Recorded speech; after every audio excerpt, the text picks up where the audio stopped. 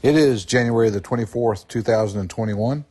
I'm Andy, and here's today's MINORCAN Mullet Report. Hey, so welcome aboard the MINORCAN Mullet, and we're out at the site today. We've got a section of the dry dock, one piece of it. We understand there's supposed to be 4 that come in, and it's on its way up the channel. And we started wondering last night about the dry dock and how it's going to be implemented into the removal of the wreck. And this is speculation on our part, but what we surmise is going on here is, and it's a matter of the structure of the ship itself. And the ballast's been cut off of it, the stern's been cut off of it, and now the engine area is about to be cut off of it. And if we can imagine inside of that engine is mounted to a pretty substantial amount of structure. The engine bed, if you will, on that ship has got to be designed to take not only the weight of the engine itself, that massive diesel engine, but also the amount of energy and torque that engine produces as it's propelling the ship.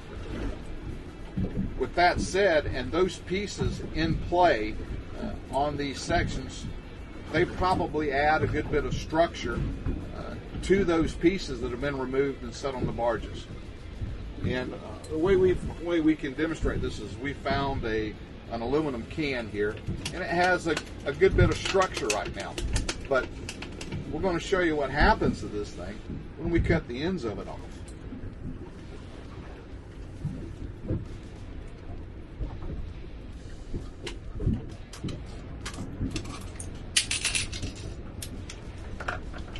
Now, with the ends of our can completely removed, the structure of the can, the outside skin, is not very strong at all. It loses so much of its ability to hold and maintain its shape with even the slightest bit of pressure. We think this can be applied to what's going to be left over with this ship after what is the 7th section to be cut that contains the engine is going to happen. With the amount of weight that's still inside, considering its cargo of vehicles, and also the amount of silt that it has accumulated over the past 15, 16 months that it's been sitting out here, that additional weight has the engineers concerned about lifting that section completely out of the water when it's cut. What we think is going to happen with these pieces of these dry docks that come in, enough force will be applied to the ship to raise it just enough for that submerged dry dock to get underneath the ship, and then the dry dock will be allowed to take the weight of that ship in a manner to hopefully arrest any potential for collapse or structural instability from just the hull of that section holding all those vehicles and pieces inside of it. That's what we're thinking is going on. It remains to be seen. We're hoping, we don't know the specs on this dry dock. We can see it coming up the channel now. We're going to get some of that video to you guys as it approaches. But that's what we think. There were some concerns earlier, and some people that had contacted me and thought that they were going to have some issues with the structural integrity of the ship once they separated the bow and the stern section. As you can see, she's still holding her structure. We haven't seen any sort of collapse or anything like that. But as they cut these sections, and the amount of forces that are necessary to lift that weight without those pieces on it, it's pretty easy to see where there could be some concern that there could be some problems as that ship section is raised.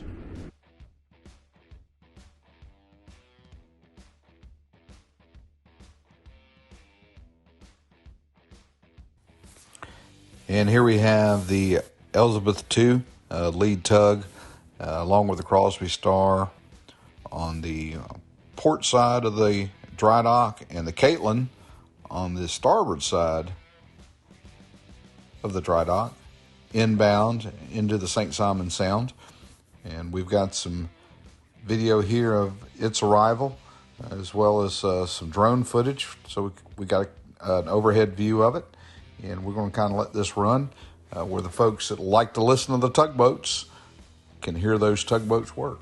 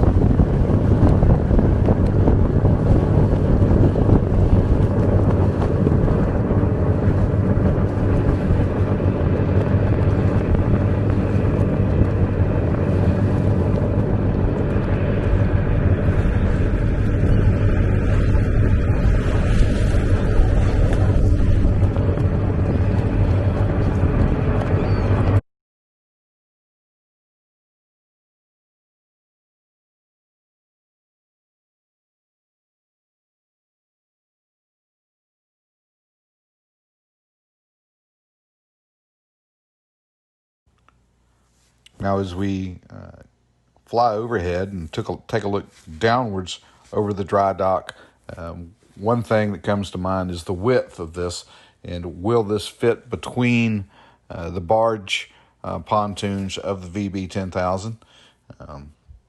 And if it won't, will that VB be able, after this dock is submerged, to get over it enough with the section to place it on the dry dock? It's going to be interesting. She looks kind of wide. It's kind of thick, that's for sure. So just something worth watching. We, again, don't know what the specs are on this thing. If we knew those, we'd have a much better idea of how it's going to be placed underneath the underneath the VB and take those sections.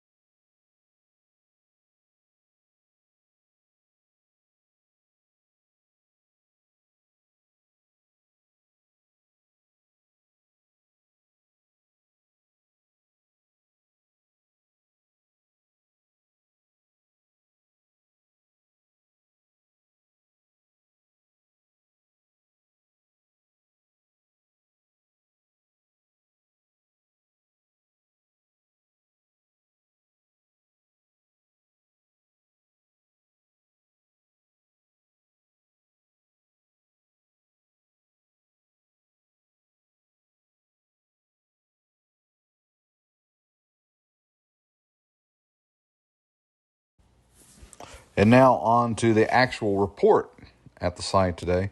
Again, no cutting taking place, and we could see that the offshore block and chain were again pulled over towards the offshore side of the VB 10,000, towards that barge. We can only assume that more jetting is taking place to try and get that chain lined up with the pre-cut areas underneath the hull, underneath the ship there, to get that cutting started. This is really giving the guys a fit, and we just hope that they can get this rectified here soon so we can get on with the process. We really didn't see anything extraordinary going on at the site, but we could tell that they're obviously still working on it. We didn't see that stream of water that we saw yesterday coming off that offshore side of the VB behind the Ashton T crew boat. Not there today, so maybe that operation is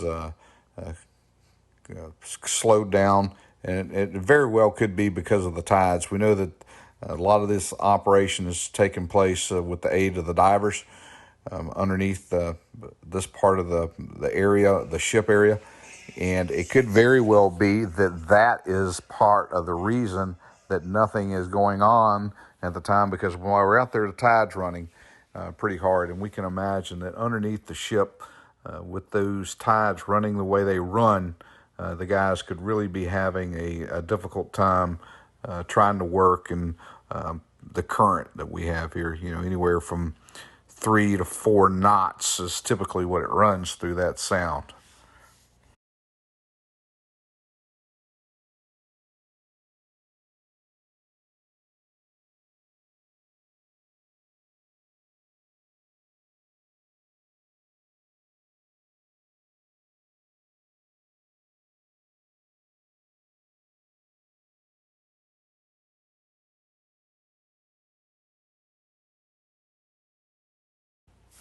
But here we can see that the VB is still pulled towards the aft of the Golden Ray. We're, I guess, suspecting that they're still trying to work that chain into those pre-cut slots and perforated areas that they did in anticipation of this third cut, and trying to get everything lined up to begin the cut.